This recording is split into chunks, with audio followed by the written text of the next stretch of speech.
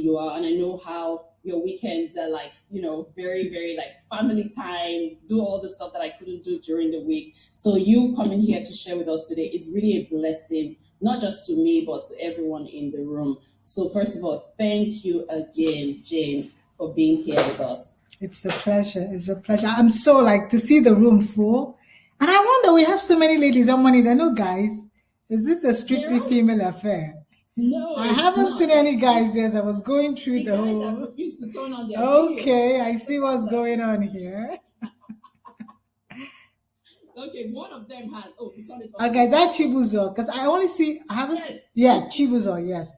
There's Chibuzo. There's Tammy. Okay, Tammy. Okay, great. This video was on all three yesterday. So Tammy, because I didn't see it today because I did go through the room just to see who is in the room. Yeah. Oluwadari has turned on his video. Okay, so now you see, you've encouraged the guys to turn on their video. Because I was like, what's going on? Where are the guys? I love it. I love it. So Jane, I want to have a conversation with you today. Yeah. However, I would really love for you to just tell us a bit about your story, because when people hear people's story, then they can connect better. Before I go into one or two questions that I have, and then open the floor for people in the room to actually ask you questions, I want you to tell us a little bit about your story and how you are where you are today. Because where you are is not a joke. This is Meta we're talking about here. This is Facebook. Like this is huge, right? This is like, it doesn't get bigger than that, really. So how did you really get where you are today? Because there will be principles in your story that we can take down as notes that will help us to get further in life. Thank you so much for that. When I wrote the book Fearless, Be Fearless, Give Yourself Permission, I tried to capture it. Sorry, I'm so sorry. I love the title of your book. I love it so much. And you're going to tell us where we can get the book. Oh, I will. There's a copyright behind me, but yeah, I will talk about it. But I think it was my own way of putting together my journey. And when I say be fearless, for those of you listening in the room, I'm not saying that you're so courageous that you have no fear. It's not the absence of fear. I think my definition of being fearless is acting even in the midst of fear. So I want you to take note of that, because it's good to put that perspective out there. Everyone is in Lagos. Everyone knows that Egerton-Idehen, probably some of you that don't know, is one of the lowest of the lows. It's one of the slums in Lagos. And think back to like 30, 40 years. It was even worse off than it is today. I spent the first 27 years of my life in Egerton-Idehen. And I love to start with that because I love to frame the story that your circumstance, your situation, your environment doesn't necessarily determine the outcome. Because I hear people say, things like, oh, my parents didn't have enough money. I didn't go to a good school. I didn't come from a good family. And it's okay to say these things, but don't be a victim of them. So I did start my life in Egerton-Idehen because you don't change your family. You're given a family. You're born into a family. And my parents could only afford to live there. And by the time I was 6, my dad had literally lost his job. And ever since I was 6, I don't think he ever really had a job. So even for me, education was more like a luxury. But they tried all they could to send me to school, to send myself and my siblings to school. So even though I lived in Egerton-Idehen, you know how even in the slums, you're looking for a good school in the slums to send your kids, because my parents were strong believers of, if nothing more, let's just give you an education and let's see, it should be able to get you out of this poverty. So I was one of those people that always felt out of place because I wanted more, but my environment could not give me that. And a good example is that I did end up going to a federal school. I was very fortunate. I did, get into a federal school. I share some of those stories in the book. I went to a boarding school. The first 2 years or 3 years of the boarding school, I was clueless. Like I was there, I didn't even know why I was there. It's also to tell you that the way you start doesn't have to be the way you end. I was in that school, but I was too overwhelmed being in that presence. You know how it is. I was coming from a house where we couldn't have 3 square meals. Then I was in this boarding school. Every 6 hours, they were ringing a bell. Girls, come and eat. Girls, come and eat. I was too overwhelmed. I was like, goodness, like people in our home cannot even eat, and I get to eat 3 times a day. So for me, it was a bit of, this is the big world. What more can I ask for? So for the first 3 years, I had no clue what I was doing there. Somewhere around the third year is when I had this aha moment, and I did stumble into it. So I didn't just wake up one day, I'm like, okay, now I'm going to study, I'm going to read. I actually stumbled into it because my parents couldn't afford to send me home during breaks. I would stay in the school during breaks. And if you're staying in the schools during breaks, you are always, the school they insist that you go for prep. Prep time is when in the evenings you go to read in the classroom area. And because we were bored and restless, we would make noise, and they came and told us to stop making noise. But I wanted to make comedy out of it. So you know what I started to do? I started pretending I was a teacher. So in pretending I was a teacher, people ask you questions, isn't it? Then to get the answers right, I had to then read the books before. And I did this and did this. I did it for a particular course. And when school was back in session, I found out that every question the teacher asked, I could answer.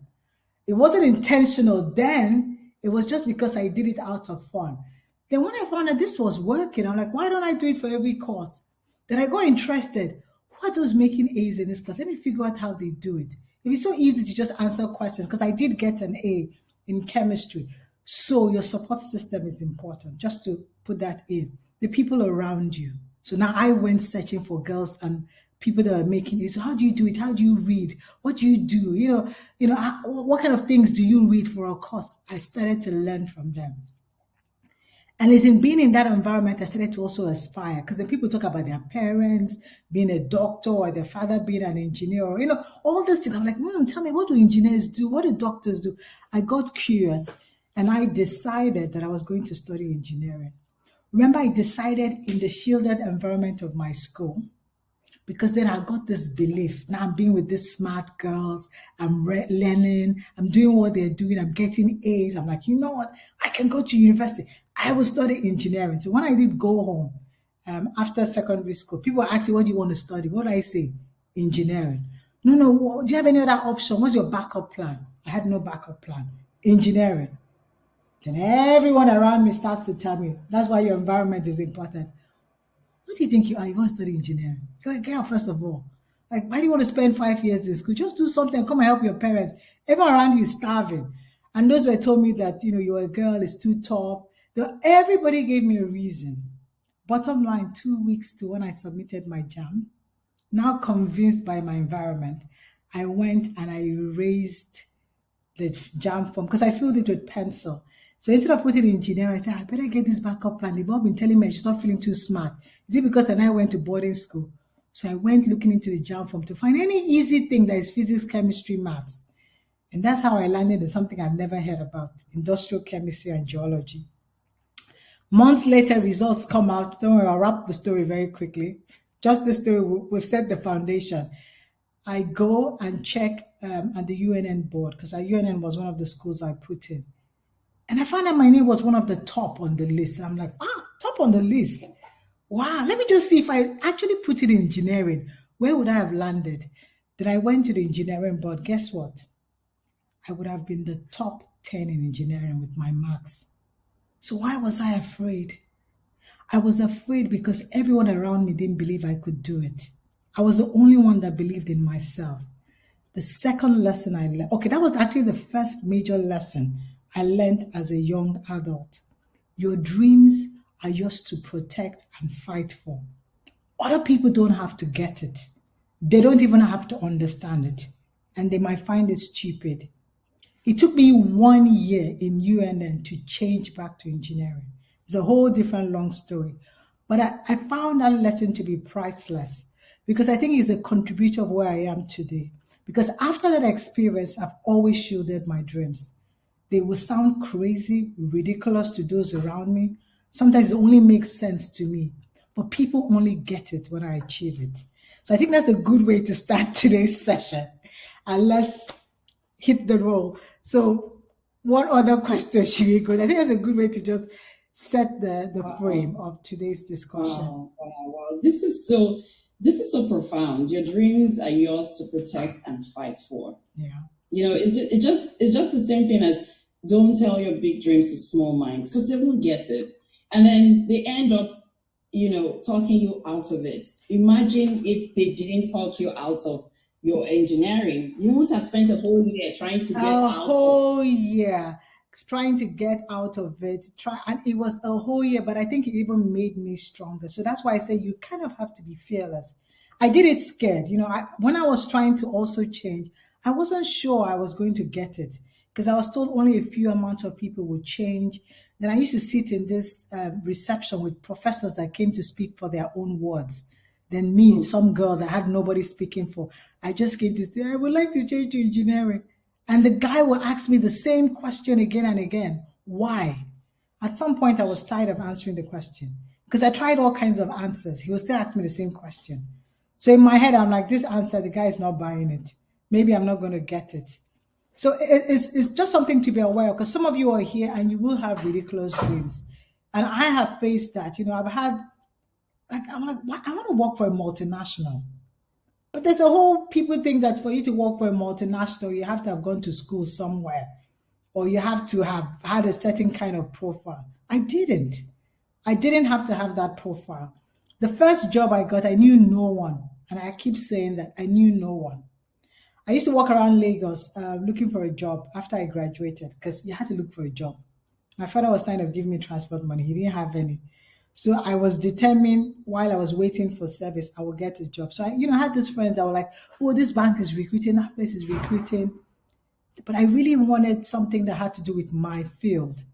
And a friend of mine told me there was an engineering company that was recruited. They also pay well. Perfect fit. Because I needed the money. I will walk around VI. I almost fainted one day at Sandfield. I think I later found out that it was heat wave. Because when you have trekked under the sun for too long and you haven't eaten or you haven't taken water, you're dehydrated, you kind of start to lose it. Your eyes start to spin and you're not too sure where you are. And after that, they're like, for 2 weeks, I locked myself. I didn't go out again. I'm like, I'm going to die at this rate. But I'll tell you how that went. And that's why sometimes you have to keep pushing. I know yesterday you guys talked about the power of the mind. And that's where the power of the mind comes in, your intentionality. So I went to that company. It used to be, I learned first of all to make friends with the security guards and the receptionists because I didn't know anyone. They're the only ones that I hit first. So they'll be like, what are you looking for? I'm like, HR. No, there's no HR here. Okay, operations manager, there's no operations manager. Admin office, like I knew all the names, I'll throw them around. They'll be like, please go. I'll come back another day, hoping that there'll be a new security guard there on duty. I'll try my luck. So I was fortunate, I made it to the receptionist after I have, you gotta be nice with them. It's like, bros, how far now? I don't come, I came last week, they said I should come again today. So I went to the receptionist this time, I made it through to the receptionist. And I pitched my case. Oh, I'm here to see the HR manager. She's like, so do you have an appointment? I'm like, no. She's like, sorry. I came back again and again. I think it was around the third time she said, come. This guy just want to help you. You go home today because I'm not going to answer you. Then when you come in on Monday, you just walk straight to me and just tell me I'm looking for Mr. XXX. I have an appointment. I'll call him for you. And if he asks you who booked this appointment, how did you get to know it? Don't even mention me. And that's how I did that thing. So I went there on Monday, as she said. I showed up, straight face. I'm looking for Mr. XXX. I have an appointment. She called him. He shows up. He's like, do we have an appointment? I said, oh, my name is Jane. I studied engineering. I made 2-1. I would like to work here. I can do this. I just went pitching. Have you heard of elevator pitch? I pitched. Mm-hmm. The guy was insisting, who gave you my name? I'm like, I can't really remember now, but what I'm just trying to say is if you can have a look at my CV. I pitched. I think he got tired. Like, you know what? Just come back next week. I'll fix an interview with the HR. And that's how I started my journey. And I got my first job working for a telecom company. So sometimes you have to persist. My husband reminded me that a month ago because I was trying to do something and it was so difficult. So I was like, I'm tired. Everything is fight. Guess what he told me? He said, but you should remember that you have never gotten anything on a platter of gold. You always had to take it. You were never given. And he's right. You might never be given. If you're asking for things that are not normal, if you're asking for things that are not the easy way out, most times you will never be given because people like you are normally not in those rooms. And I'll keep saying it. For most of the jobs I've taken, people like me have never been in those rooms. So even the people trying to take me in are confused themselves because they worry. We've never given a job like this to a woman that is married with kids. Like, how is it going to work? How is she living in another country? How about her husband? They have all these questions in their head, and most times I'm not even there. They're trying to answer the questions themselves, and nobody's even involving me. So I'm just trying to tell you that sometimes that is where you come up front. Maybe this is nice for the women. Because I found out that in the early part of my career as a woman, because we're used to being asked to go on a date, a guy will ask you. To get married, a guy will ask you. You shop in the office, you're also expecting your bosses to ask you that, oh, Jane, we would like to promote you. It doesn't work that way. Entrepreneurs will get this. You ask. You do the asking. You don't shy away from ask, and ask again. So, of course, I came in the early days. I was also expecting to put my head down, do all the hard work, and somebody will come to me and say, Jane, you're a hard worker. We now want to promote you. Nobody was doing that. It took mentors to open my eyes to the fact that, girl, you got to ask. Nobody knows what's in your head. Nobody knows what you're aspiring to be. You got to pitch your case. You have to go to the coffee machine, to that guy, when he's in the office and say, I heard you guys got a new project that is coming up. I'll be very interested to join in on that project. I think I can add value. Do you know I did this last week and I achieved this and I did this last month? I'm really looking forward to the way I can help you guys in this project. Do you think there will be a space for me on that project to probably bring some of my skill set? That's how you ask. Because people also tell me, like, how do you ask? It's just like a girl asking a boy asks. You don't go and say, here, I want to take you out for dinner. You tell him, I really enjoy your company and we had a very good conversation today. We should do this again. Maybe next time. I'm free in 2 weeks' time. If you're free, hit me up. We should chat again. That's the way you do it, isn't it? So, yes, but it'll be good to have questions because we can go and on and on and on telling these stories. Your story is so intriguing, right? And interesting that I'm almost tempted to say, just keep talking. Like, I'm looking at the questions, I'm listening to your story, and I'm just like, oh my gosh, right? Yeah. Okay, let me take a few of my questions and then I'll open it. Okay. So, what advice do you have for someone who's looking to build an international career? Because you have one, right? And there might be people here that are career people and they're looking to build an international career and they don't know how to start and where to start from. What's that one advice that you would give them? So I would say, first of all, something you guys said yesterday, being intentional. Now, being intentional doesn't mean it's going to be easy, so don't mix it up. I'm not saying that you're just going to be intentional, all of a sudden things start falling in place. I'm saying being intentional, there's a way that God sends things your way once you've made your request. Now, you know how people say that the universe kind of starts to answer your request? Because you have set that goal, in a way, your ears will light up when you see somebody that is in that space. So all we are saying by being intentional, then you reach out, isn't it? So make a goal to connect with people that are in that space. Find out how the environment is, who is employed, what it takes to work there. There are different kind of questions you could ask.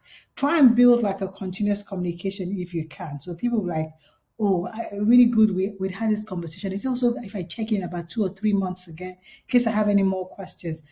By doing that, you're exposing that person to you and your skill set. And sometimes they get interested, like, you know what, we're recruiting for project management. If you do have project management skills, something is coming up in the next couple of months. So that's one. 2, find yourself in forums, associations, whatever has to do with the international space, because that's another way you prepare yourself.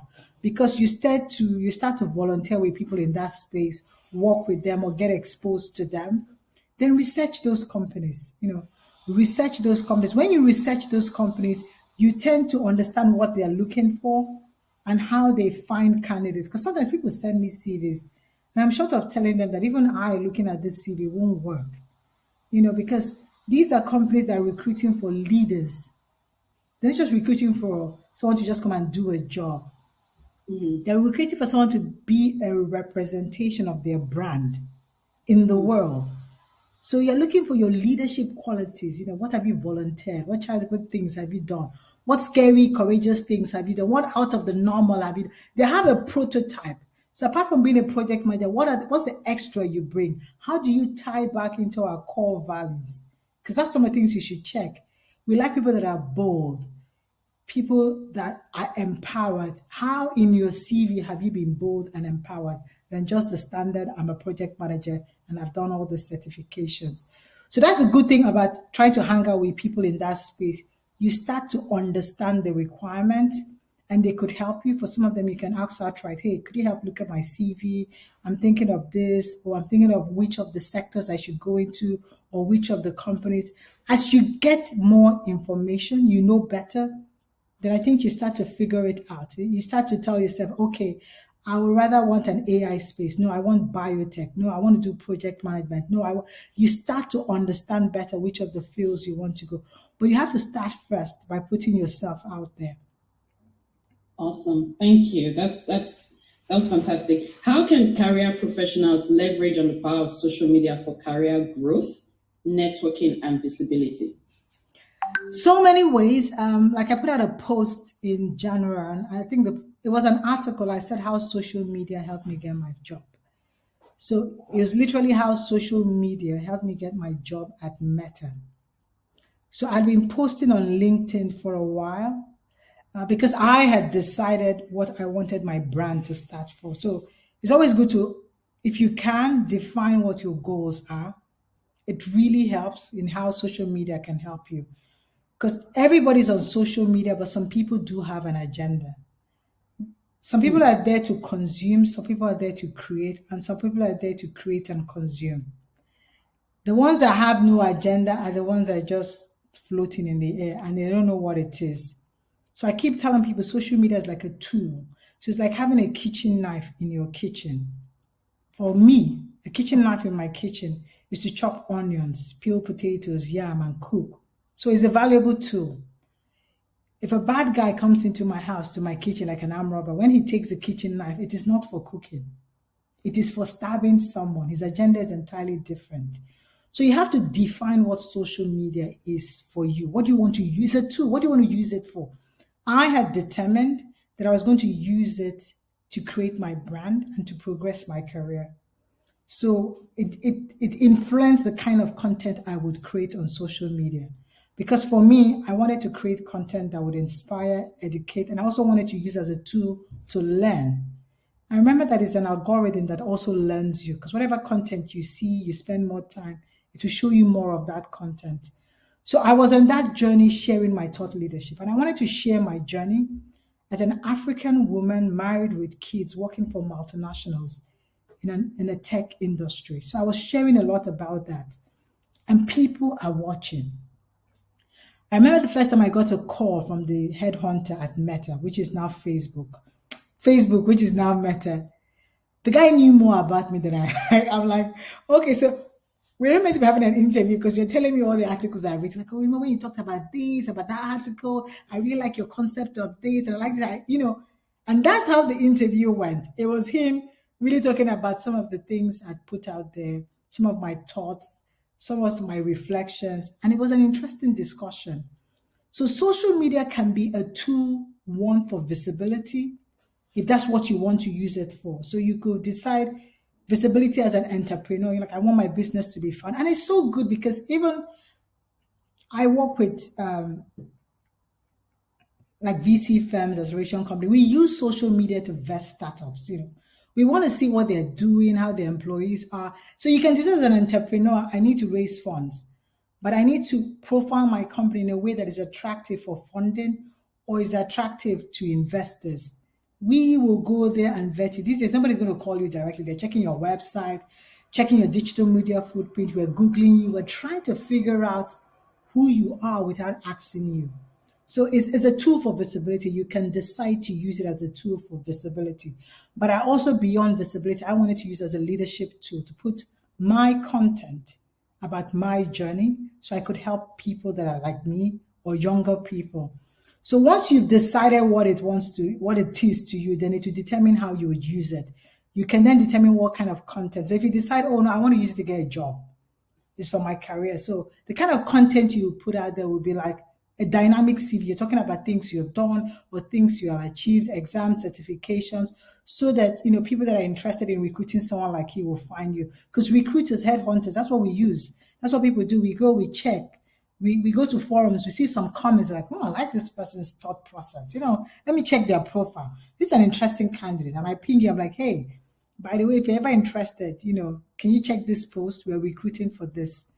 So you can decide that's the tool it wants to be. But what I would say is that whatever it is you're using it for, determine how you want to consume and how you want to create. So to create, there are different ways to create content. So it could be from writing articles, sharing videos, resharing articles, audio, whatever, there are different ways. But the important thing is that make it a living CV. Give us an idea of who you are via your content. And I would say finally, also engage. It's always good to engage. Don't make it be a one-way street. Be engaged if you really want to use it as a tool for that. So those are some of the ways you can use social media in terms of your career progression. Hope that answers the question. Oh, I couldn't hear you, Omoni. I think you're on mute. Okay, I'm sorry. So it does answer the question. One of the things that I took away from what you just said is everyone is on social media, but some people have an agenda. Yeah. Right? That's very profound, because I see a lot of people on social media and they're just floating. Yet they have a career or they have a business, but they're really just floating. They don't have an agenda. You can't go on their social media page and immediately know what they're about. Right? And the truth is, every organization is looking at people's social media now. Yes. I mean, if you're applying for a US visa, it's ridiculous. They would actually check you out. They ask you to put all your social media platforms on the form when you're filling it online. They ask you to put it. Why are they asking you to put it? Because they're going to go and check you out. Then you have said one thing at some point that is negative or whatever, and you're wondering, oh, I didn't get the visa, I don't even know, and everything checked out. I mean, it's not as if I'm even going there to stay, I just want to go and come back. But you put something on your social media that they don't like, right? So the truth is, you have to realize that your social media is your representation to the world. It is your digital footprint. Yes, that's your. It is your digital footprint. Whether you're a business person or you're in career or whatever, what you're putting out there is what we know about you. I'm not going to come to your house to find out what is Jane really like at home self. No, I'm not. It's what you put out there that will make me know anything about you. So we have to be very, very careful and intentional about our social media. And another thing I took out, you said, make your brand attractive. Yeah. Make your brand attractive. So it's not just for your career or, it's also for your business. Make your brand attractive. What are people seeing? Do they like what they see? What are you sharing? What are you resharing? Right? Do people actually like what they see when they're seeing your plan? I'm going to ask one last question and then I'll open it up. So apart from social media, what tools can business owners now, not just career people, what tools can business owners utilize for increased sales? Because there are a lot of business people here as well. Yes, that's true. Okay, for starters, definitely the easy one was social media, because it's made advertisement. It's kind of democratized it. Before, you have to go and pay for TV adverts and radio adverts. I remember when I used to run a startup, so ridiculously expensive. These days, for less like 5K, you can run an ad. In short, when I renovated my house in 2015, 90% of the vendors or suppliers I used, I got them off Instagram. Yep. And I didn't know any one of them. Some of them I even never met, because when you order, people deliver. I don't know how the person looks like, but I just know they delivered what it is I ordered. So that's one. But there are also lots of other tools that businesses can use, because and I know we were talking about this yesterday on Money, because I know that one of the challenges we've seen with African business is the difficulty to scale. And the difficulty to scale is because of the way you also run your business. Your business should not revolve entirely around you. So some of the things you would like to look for is structure, systems, and process. If you can put these three things together, business could ultimately run without you. That's what you want. That's scalability. That's what investors look for. If I'm going to put money in your business, I want to be sure that if you're not existent, that business still runs. If not now, but you have plans for it to happen in future. So those system structures and processes, sometimes there are lots of digital tools to help you out there. It could be hard to manage your payroll. Who says you have to go and get a whole HR company and pay them and all that to manage your payroll? It could be a software, also free software online you could use. Sometimes even you have banks that offer it to, like their SME account holders. Because if you're confused, where do I get one? You could try SME banks. They do offer like all this. Even MTN has for the enterprise clients. So they have offer all this. We call them cloud solutions. Maybe to manage your payroll, to manage your sometimes logistics, sometimes is to manage your bookkeeping practice, account receivables. So they have all these softwares you can use. So it actually gives your business a bit of structure. Just basic things like invoicing and receipts. I would love the fact that if I do give you money as a business, there's an invoice or a receipt to keep a paper trail. And these days it's not rocket science. There's so many softwares that can do it. But it's interesting for investors. If I ask you, I want to see your 1 year banks, your 1 year balance sheet. You can pull that out and say, hey, this is our OPEX. This is with the revenues. This is the profit. To show all that data. This is all the sales we did and per month, per year, according to gender. There are all these tools out there you can use in the cloud. I don't want to call Microsoft because I easily just said this. Microsoft Enterprise Solution, but I know that there are lots of corporations that offer that to their clients for free. Like telcos offer it to their SME, or banks offer it. And once you use these tools, you're beginning to structure your business in a way that it runs like clockwork.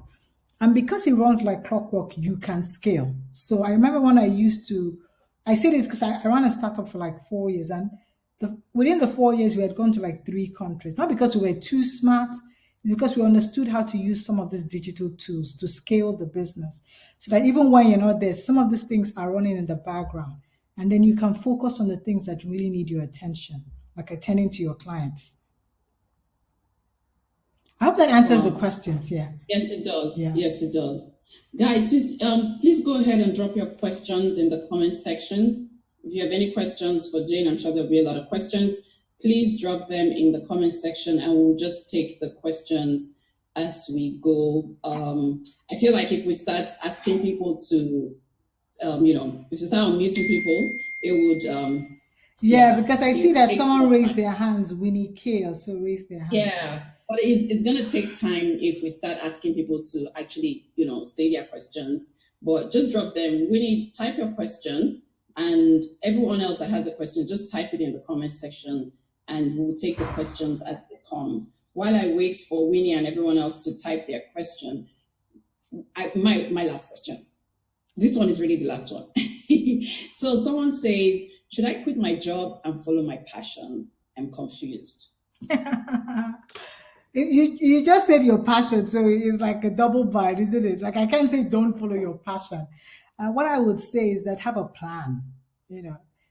There's no right or wrong. The important thing that you have a plan. Like I told you, I ran a startup for 4 years. While I ran that startup, I was still doing my 9 to 5. So there are 3 ways people normally do it. So one way is just I want to go easy on themselves. You're still working your normal job, but you start running they call it the side hustle. So you're putting things in place, you're running it in a small scale because you're testing it. There's so many things we are looking for: product market fit or service market fit. Is it the right product, the right service? Can it scale? So does it have the opportunity to grow and be big, enough that it can pay you? Some people say you leave once you can get enough revenues to pay you your salary. So an example, if you're doing a job and that job pays you 300K, if you're doing this side hustle, the moment the side hustle is able to pay you 300K and still run, I didn't say your revenues are 300K. There's a difference between revenues and paying yourself. So your OPEX, to run the business, there's money for it. The revenues is the money you make when you make the sales. If you take the OPEX, what is left is your free cash flow. Can you pay yourself, pay your staff, and still have a little bit of a working capital to keep running your business? Once you're at that point, most people feel that's the right point. So that's the people that want to go safe. That's the way you create a benchmark when you tell yourself, now it's time to move. Because the business can sustain me while I try to go it. Others do the cold turkey. And cold turkey is that you don't care, you just leave the job and you go do this thing. If it doesn't work, you might come back and look for a job. I know lots of people that have done that. But I always ask that if you're going to do that, also make sure that you have tested your I don't want to call it idea because I'm hoping it's past ideation. So at least the business has kind of, you put some structure or you put together partners, however you're trying to run the business. You have an inkling of how the business will run. You set aside some money because it's different from when you have incoming cash flow.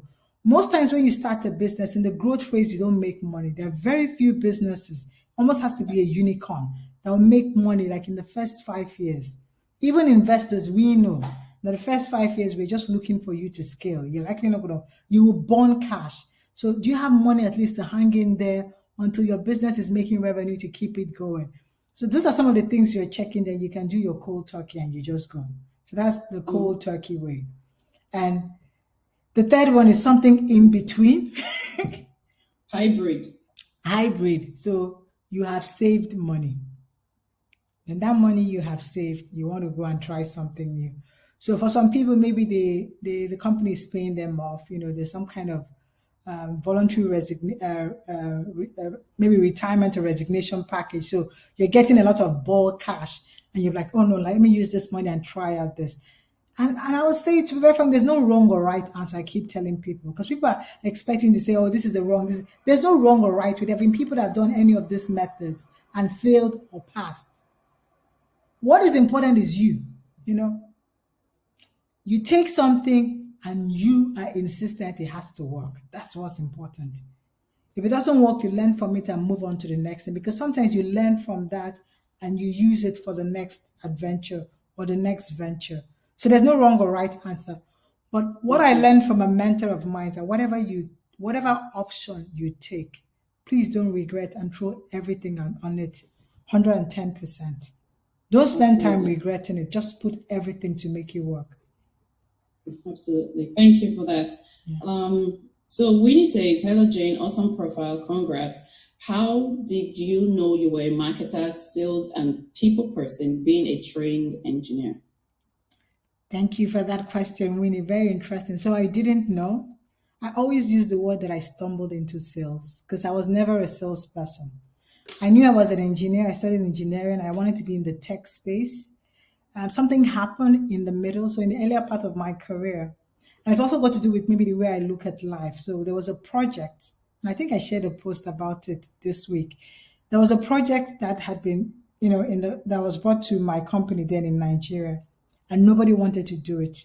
Because in every country around the world where they did it, it failed.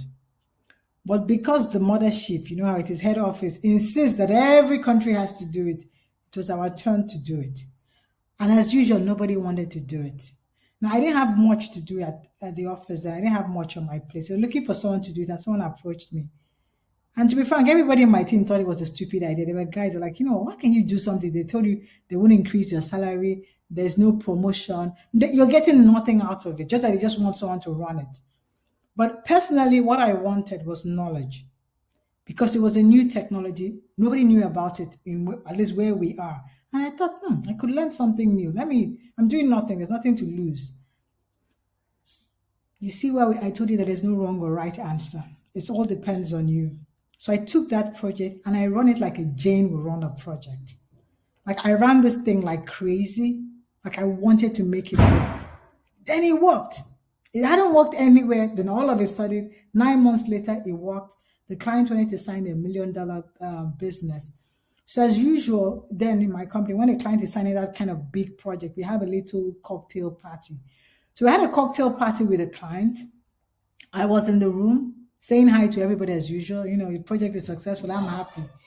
Then the head of the unit where I ran that project, because it wasn't my department, he came to me, he was chit-chatting, like, you know what, you're so good, you know our clients better than me, you know everybody in the room, why don't you come and work for me as a sales manager? I laughed and I told him, it's Friday, you are happy, you have a bottle of beer in your hand. If you ask me on Monday, I'll take you serious. I just told him to, I just thought this guy was just happy that the thing was good, like there's nothing there. But that wasn't the case. He showed up in my office 8 o'clock in the morning by my desk. I'm like, let's move. That's when I knew he was serious. So it took me like a couple of weeks to figure it out. I'm like, no, I don't want to move. I don't want to, because I had an idea of who salespeople are, people that try to force things down your throat. So I'm like, no, I don't want to be sales. Like, no, like there was no intention. Then he's very smart. He started talking to all my mentors, like, you know what, you have to, like, everybody wanted to have a meeting with me, like, this is good for you, for your career. The reality was like, they saw things in me I didn't see in myself. Self awareness is key. And it's something I like to share. In doing business and running your career, it's really good to be self aware. And self awareness is just knowing your strengths and your weaknesses. The more you climb, there are fewer people that will be able to tell you that. So you actually have to invest to find out about yourself. Learn to Hmm. understand yourself. I didn't know my strengths. People saw it and they were calling my attention to it. But because my eyes were on a journey, I'm like, no, no, this is where I was headed to. I don't know what you guys are talking about. But when my mentors called my attention to it, you're so good. A room of 100 people, you knew everybody in the room. And not because I went around trying to make friends with them. It's because I was running a project and I was so determined that that project has to be successful. So anybody that complained, I showed up. If they told me the support team says they don't understand how to connect the cables, I showed up. I want to understand what's the problem. If they said customer care said they don't understand when customers call, how would they explain? I showed up. Then they said, no, no, no, now it's the HR. They don't know how to train people. They're like, how do we train people for this new technology? It doesn't make sense. I showed up. In showing up in all these places to solve the problem, I was building connections. So it wasn't intentional that I just want to know everybody. I was going to solve problems. And that's what really sales is all about. Can you connect with people and help solve their problems? And that's how I landed into sales. So in life also, you have to learn to create room for flexibility. As you begin to know yourself, be more self-aware, you'll be shocked.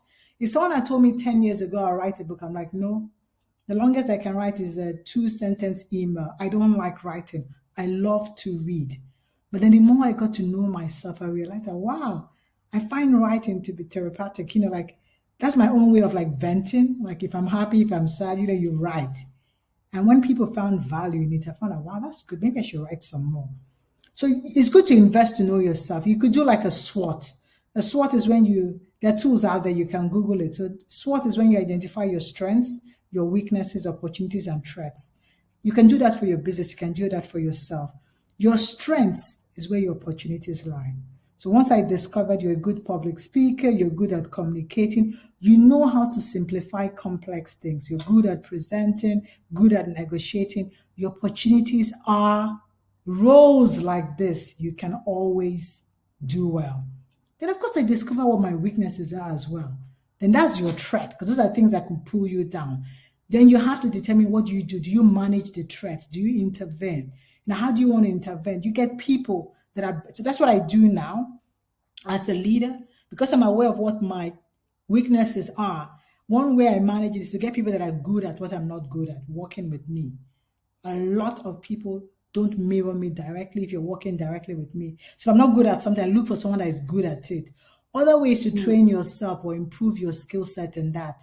It doesn't mean you're going to be 10 over 10, but you can move yourself from a 2 to a 5, so it's manageable. So there are ways you can manage your weaknesses because the threats are the likely things to bring you down or to bring your business down. So it's good to be aware. Self-awareness is a leadership trait. So try and do a SWOT. Other ways is get a coach. That's what coaches do. They try and work with you to identify these things and use that to shape your journey. Awesome, Yeah. awesome. Thank you so much. Ooh, you're very detailed in your answers. Like, oh my gosh, you're really going. We'll sleep here today because you really go in. Okay, so the next one is, please, can we get ideas of side hustles that we can do while we run our 9 to 5 jobs, especially in Nigeria? Zipporah, Who put that really? question? Zipporah, am I going to get some shares in this side hustle? Yeah? You know Yes, that I'm also please. an investor Yes, in the whole Zipporah, thing. put on your video. Zipporah, am I getting shares or are you just looking for ideas? Zipporah, an easy way to get an idea. Is there something you've noticed you're always complaining about and other people are complaining about? Can you solve it? Is there something that you think can bring value but nobody have noticed it? So those are what we call, when people create a whole new space of vertical, like a Facebook. Nobody has ever thought about it, so it's new. So it's not like anybody had a problem with it. It's like not knowing what you don't know. So that's when you become like you innovate a space. But if not, it's painful. Like I know when I did start the business, it was just easier. See, I was running a retail outfit. I was an engineer. And why was I wearing a retail outfit? Myself and my friends like to dress really good. Now we got married, we start getting pregnant, and we cannot find